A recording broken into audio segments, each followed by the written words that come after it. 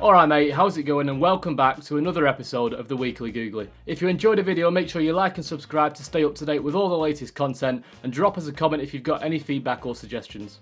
And if you fancy checking out our social channels, they're linked in the description below. Anyway, it's been a busy week, so let's get right into the Weekly Googly. So before we jump into the good week, bad week section, we've got a special mention this week for Glenn Maxwell. The Australian all-rounder has said he'll take a short break from the sport to deal with mental health difficulties. No time frame has been put on his return, but he'll definitely miss Australia's upcoming T20 series with Pakistan.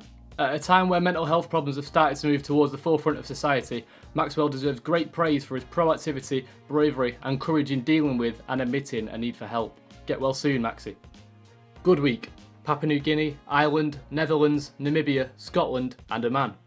They're the 6 lucky teams who'll be heading to Australia for the World T20 next year. While the Netherlands were the overall winners of the qualifying event in the UAE, beating Papua New Guinea in the final, all 6 associate nations did enough to secure a spot at the big dance next year. Will any of them be able to cause an upset when the competition gets underway? Only time will tell, but there's certainly been an improvement in the standard of cricket being played by the developing nations, and that can only be a good thing. Bad week. Shakib Al Hasan. The Bangladesh captain has been banned for 2 years, 1 suspended, after accepting 3 charges under the ICC Anti-Corruption Code. As per an ICC statement, Al Hasan is said to have failed to disclose a number of approaches he received to engage in corrupt activities. The offences relate to a 2018 tri-series between Bangladesh, Zimbabwe and Sri Lanka, and a 2018 IPL match between Sunrisers Hyderabad and Kings XI Punjab. Now, while the number 1 all-rounder in the world didn't explicitly contribute to any illegal activity, it's important to know that all players have been comprehensively briefed about what they should do should this kind of situation arise. That, of course, includes reporting the offences, hence Shakib's ban. Back in Bangladesh, the decision has sparked outrage amongst some fans, with demonstrations taking place on the streets of Magura and Dhaka. Some have also labelled it a conspiracy, citing that it's all too convenient that just last week Al Hasan was leading a player protest against the BCB, and now he's been charged in relation with 3 18-month-old offences.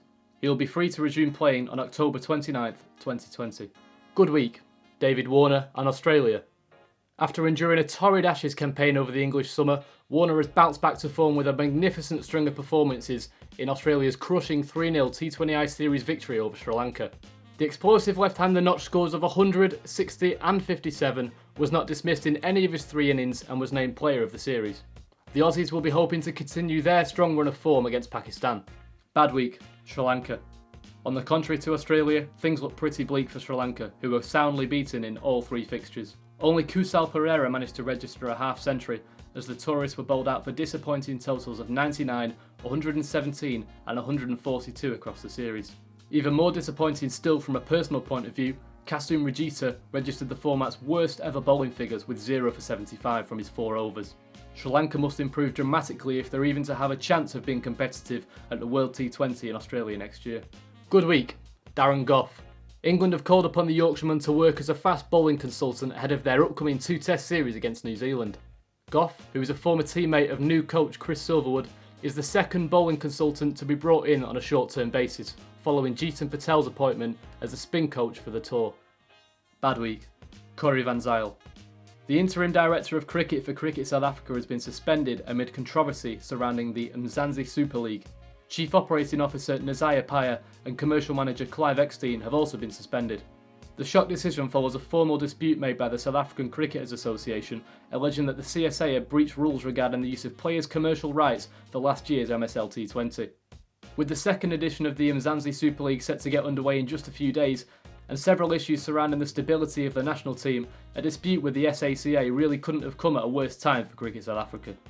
Good week. Devon Conway.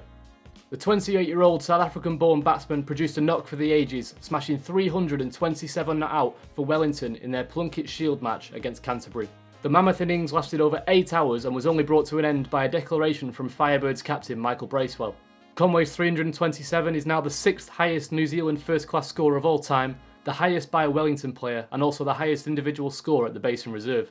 And while Conway must still wait almost another year to be eligible for Black Cap selection, it seems almost inevitable that we'll be seeing him lighten up the international scene very soon.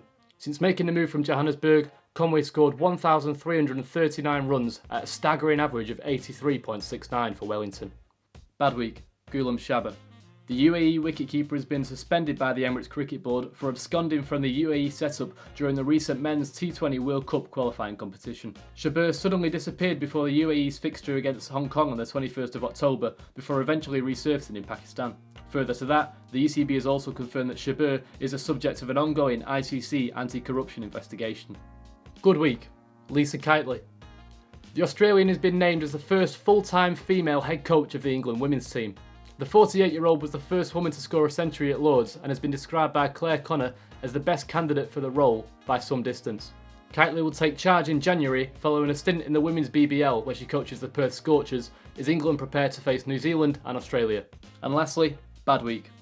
AJ Tye and Joe Denley. The Aussie pacer could be sidelined for up to 4 months after it was revealed he'll need surgery to fix an injured elbow. It's a big blow to Australia's T20 World Cup plans, with Tye generally considered as one of the better change-up, versatile bowlers in world cricket, given his unique ability to bowl in the middle overs and at the death. Meanwhile, Joe Denley has suffered ligament damage to his right ankle during a training session and has subsequently been ruled out of the remainder of England's T20I series against New Zealand, which is currently tied 1-1. James Vince led England to victory in the opener with a stunning 59, but New Zealand hit back last night with an excellent all-round bowling performance and a brutal innings from Jimmy Neesham. If you enjoyed the video, make sure you leave a comment, drop a like and subscribe to the channel so you stay up to date with all of our latest content. We'll be back with episode 3 at the same time next Sunday, 6 PM, and if there's anything you think needs including, send us a message and let us know. Thanks for watching, and we'll see you in the next video.